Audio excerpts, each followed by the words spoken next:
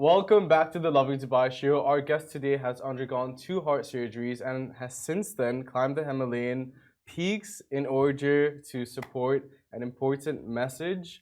Welcome to the show, Shadi. Thank you so much. Thanks for having me, Lovin Thank Dubai. you. I know, yeah, welcome. I'm excited. Thank you so much for being here. Yeah, so tell us, who is Shadi? Shadi is just a normal person like every other person out there. The important fact here and the important message is that we need to get more heart awareness out there. We need to teach people more about resilience, getting their heart checked, etc. If you look at the figures alone, 19.1 million people died in 2020 from related cardiovascular disease. So you're looking 1 in every 5 people who pass away due to heart disease. But you know, people are scared to go get checked out. They're concerned. Life will never be the same if there's something comes up. So can you tell us a bit more about your story? You got diagnosed just over 10 years ago, right? Sure, a bit longer than that. I was diagnosed with something called the heart murmur. Okay. And many people have a heart murmur. It's very common. It's not dangerous. It's a little tiny leak in your valve and you can live a normal life. But continuously checking is what led that, you know, if I don't correct this, I could have a heart failure.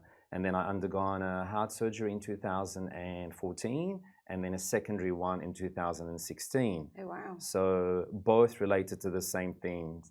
The important point is that there is a bias in our society that the moment you are diagnosed with a heart problem, that you're no longer a contributor to society. You know, it's you fail to do many things or achieve or live a healthy life or live for a purpose. I think what I did was unusual in the sense where I basically lived life to the fullest post-second heart surgery. But the important point again is that when did you guys check yourself out? Have you checked your heart ever? I think I got COVID and quite badly, and they did loads of like EKGs and all that sort of stuff on me. So, but that was only because out of a situation rather than a preventative thing. So the aim is to get people who are feeling great to go out there and get checked. As we've all seen the last week in the US with the American footballer. Yeah, it's big news. Now, the situation that arose at that time, they had paramedics, they had defibrillators, they had everything available. They managed to resuscitate him. You had the experts on hand immediately. Because every 1 minute, you lose 10% chance, So imagine a 5 minutes, 50%, you're literally not going to recover. He was very lucky. As you said, he had everybody around him. Correct. So imagine doing something like that on the mountains and you already have some electrical abnormalities. And that's where I wanted to take it to the mountains where it's more remote, more extreme, more dangerous in the sense. I wasn't looking for danger. I was looking to test myself. And without a doubt, it was quite a challenge due to multiple factors. And the biggest one was the cold weather in winter. I mean, that you had experts, 8,000 mountaineers who actually gave up. Wow. So we managed to get to 5,400 and then we actually got rescued off the mountain because it was so tough. Really? We actually got a helicopter rescued. But we come back to the same thing. A lot of people would say to me, why would you do that? Why would you put yourself in danger? I tried to mitigate as much as possible the dangers by having helicopter standby, having a doctor on call. But like we said, the difference is you're on a football field with the experts. They're there with you in 1 minute. In that case, you're not. So you have to listen to your heart. You have to listen to your heartbeat. You have to wonder what's going on with your body. Am I pushing it too much? Do I stop? Do I pull away? Now, if we look at the UAE, 40%, Cleveland Hospital will tell you, die from cardiovascular disease. Wow. That's a high number. So what I would like to do and continue with this message is to collaborate with a team or a hospital where it's like overseas. You have, you know, the screening van that does diabetes or cancer that can go around and do schools and do shopping centers and do etc. It's a simple, very simple 5-minute screening test. I get a lot of people and messages coming to, oh, you know what, I got checked out and I had a heart murmur, or I got checked out and I got arrhythmia. So, and there's a lot of people who don't understand the difference between a heart attack and cardiac arrest.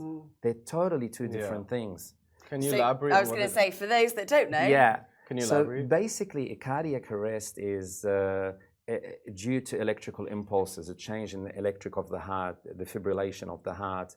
It's nothing to do with having a blockage in the heart. So you could be an athlete, you could be a fit person, you could be a CrossFitter every day at the gym, doing everything, and just like that. Wow. And this is where the community lacks here CPR training. We do see CPR by a lifesaver, you know, in Atlantis or in a hotel. Yeah. You might see the odd defib in a metro station. But what we need to do, hopefully, is to get Dubai everywhere you can have a defib. Everyone is knowledgeable, you know, how to use a defibrillator. Everyone can tell the difference between a cardiac arrest and a heart attack. Heart attack, usually you get the pain, the sore shoulder, the pain. You get the left. It's a feeling you would know it's not normal. Everyone, it's a feeling you would know it's not normal. So it's very critical that we educate not just institutions, but educate the normal people who are listening, everyone. I hope people who are listening today say, oh, you know what, I'm going to pick up the phone and just get a checked out. ECG, echocardiogram. It costs you nothing, you're insured and so forth. But the aim is to drive free screening to try to get preventative death. And it's so, and 50% if not more are actually preventable if we can get people screened. Yeah. So, I mean, obviously, this happened to you kind of when you had your kind of, you said 04 when you had your first 2014 first heart surgery. Yeah. So tell us about kind of when did you find out that you had your kind of heart murmur and the kind of the situation to how you got to this point now? The heart murmur went on for years. It probably went on for 8 years. I did a pilot license and they picked it up and they just said, keep an eye on it. So if it wasn't for that, I would never have discovered the deterioration and the leakage in my valve. Gosh. So then they tested and they said, wow, you know, I did a treadmill test. And then post that they do an ultrasound and they realize, wow. And I remember the cardiologist walking in and from his face, I can tell it wasn't good news. And I said, you know, if I calm down, if I don't stop exercising, would that work? And he said, you could be reading a book. It doesn't matter. Oh, really? So it's not even about stressing your body? Not at all. Wow. And that's what people need to understand. You know, you hear things, athlete just dropped dead or someone just went to have a nap and dropped dead. And funny enough, just before my climb, same camp where I was going to stay, a 45-year-old man died. He wasn't feeling well. He came back to the camp, never woke up. Wow. And it was down to heart disease. So it was funny, it was scary. I was going, you know, do I do this? Because you're facing a lot of other factors, high altitude, cold weather, and you're continuously getting tired. So people think... Well, it's also, because altitude sickness and all that sort of stuff. So is it your heart? Is it altitude sickness? You're confused. And I had altitude sickness, so I had to come back. So everything I did in the first 3 days, I had to redo again. So I had to come back down again and do it again. But what people don't realize, oh, let's go trekking to the Himalayas. It's so much fun. It is not fun. No, there's a lot of training that goes into it, though, I assume. There is a lot of training, but no matter what training you do, you could be the fittest athlete and you could still suffer from altitude sickness. Yeah. Everyone is different. But what people need to realize, it's go, go, go every day. There is no rest. You're hiking every day 10, 12, 13 kilometers. You're gaining altitude. Being winter, you're not warming up. So that's another layer that's basically stripping away your batteries till you reach the top. So coming back, sorry, to your question. So I got tested and they said you need a surgery urgently or your heart's going to fail.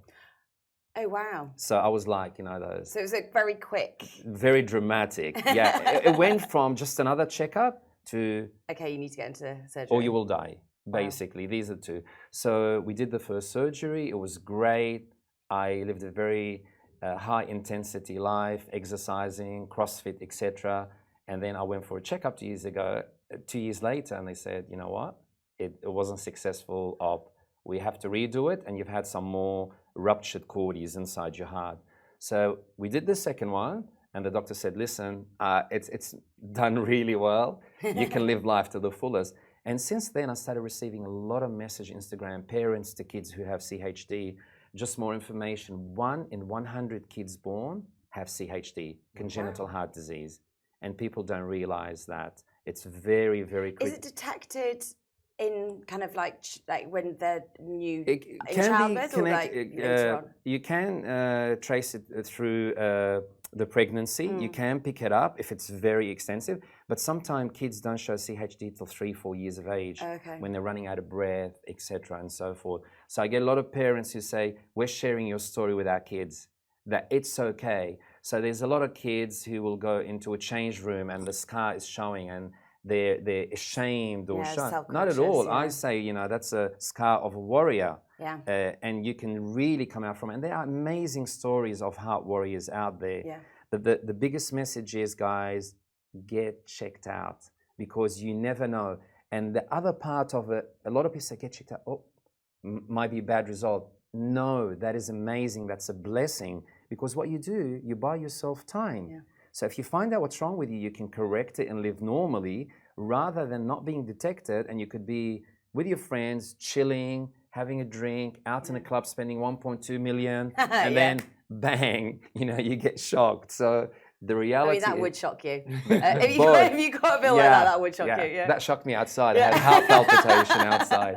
So it's easy. It's simple, guys. Same way as you check your sugar, you could check your heart. Get it done. But the other message is resilience. Overcoming adversity is not as complicated as people make it to be. We focus a lot on the negative, whereas no matter how big your adversity is, I think I put up something on Instagram showing the heart open, valve open, being sewn, and I said, 2 of those, starting your heart, stopping your heart, starting your heart again, and here we are at 5,400 meters. So hopefully that will inspire people that no matter how bad your adversity is, there is always things that are tougher, and you can overcome them.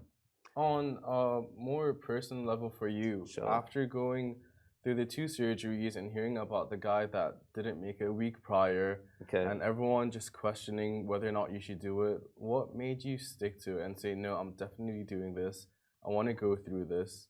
What made you stick to it, basically? I mean, you know, society, it's everyone wants to give, you know, their advice and their perspective, and I respect that. But what I tell people is, if you want to grow, if you want to find out what's on the other side of the fear door that everyone is afraid of, I know everyone's trying to be protective and caring and loving, but that's not going to help me grow. That's not going to help the message get across to people. I think it's the mindset. It's years of building resilience, and resilience is not the word, you know, you hear a resilient economy, a resilient whatever. Resilience is something innate inside you that you learn to build once you start overcoming adversity. So no matter what your adversity is, financial, relationship, work, business, there's an art to it. Once you learn to overcome it, I'm not saying don't care about it, but you learn that nothing is guaranteed in the future. You move on. So same was applied for the Himalayas. Yes, there are risks. Yes, there are dangers. Yes, I have a family, but I could sit on the sofa, wrap myself in cotton wool and not achieve anything in life.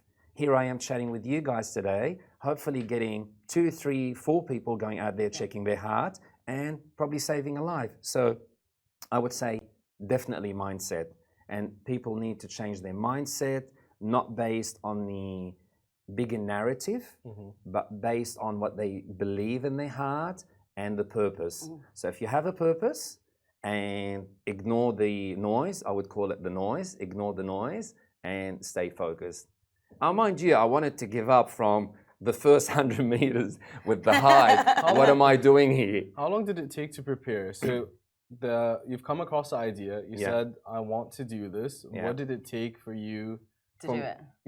Do you know when I came across the idea?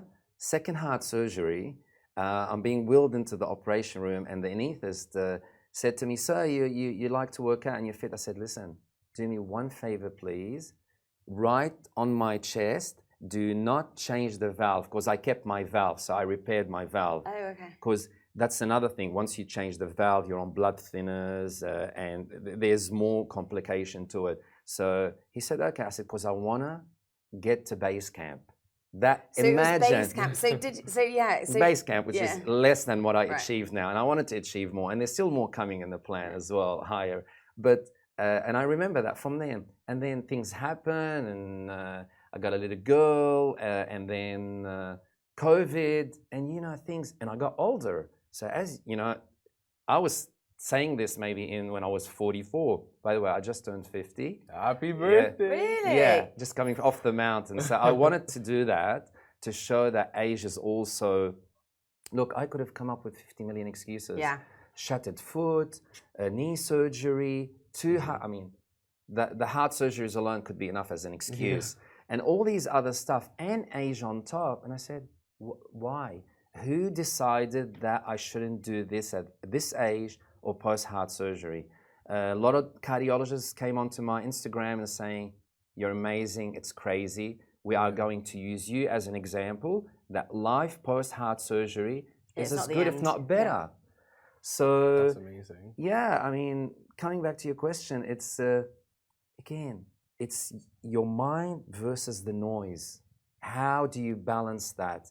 And I think it's not about me. I know you directed a couple of personal questions, which are appreciated, and it takes a lot of focus to get them done. But I think there's a purpose behind it.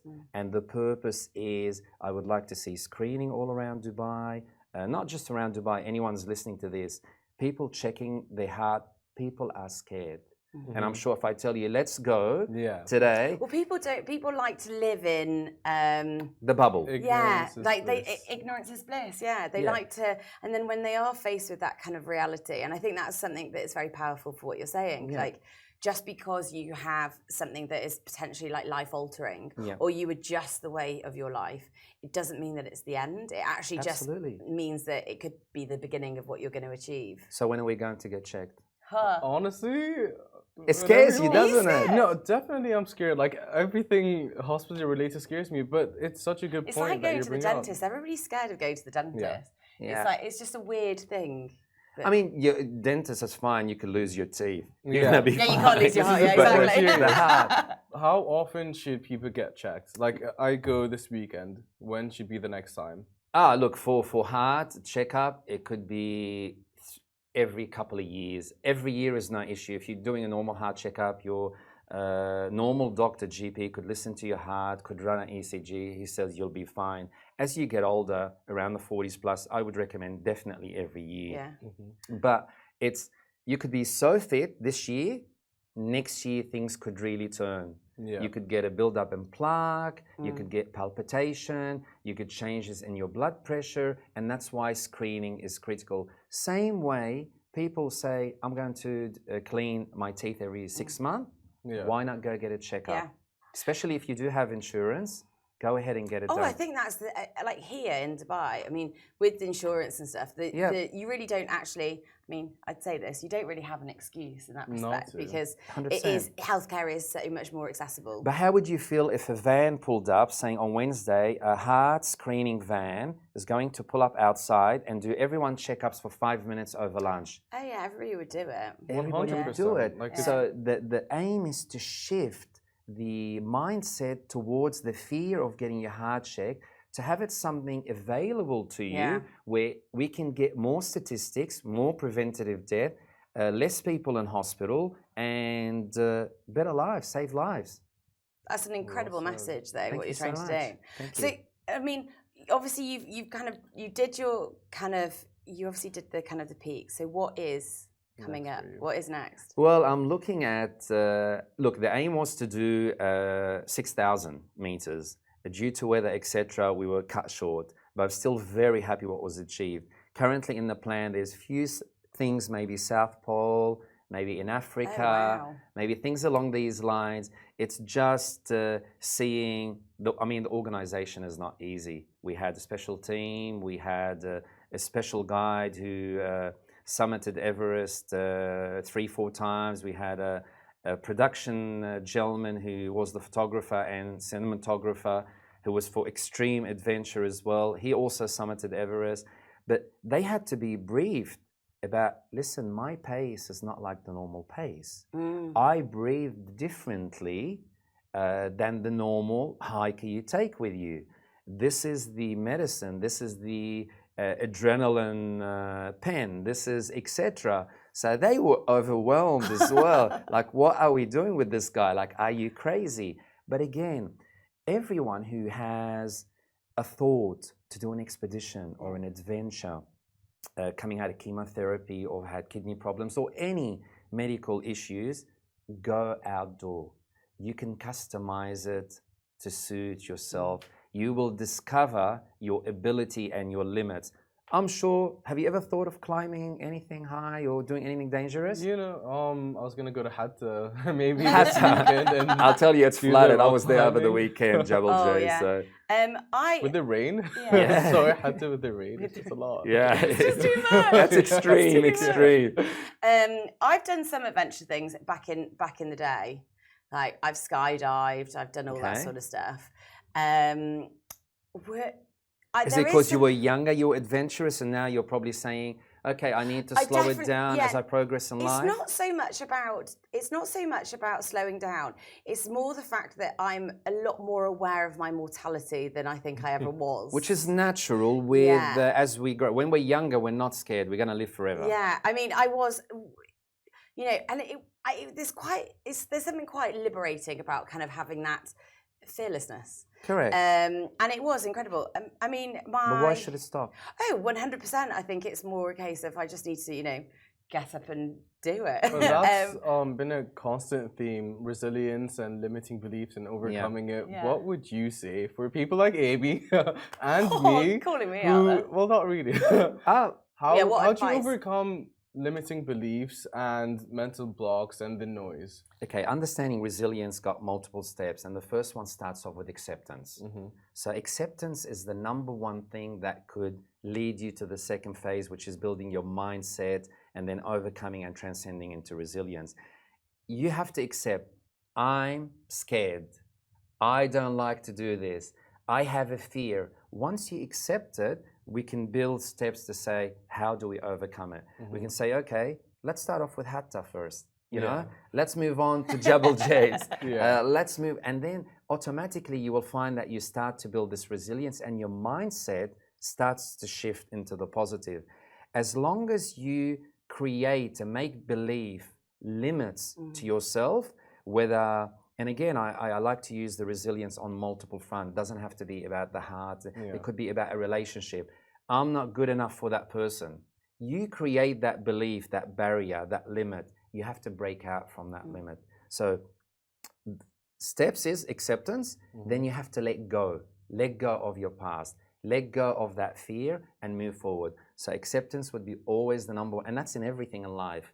You have to accept you're not happy at your job, or I am happy at my job.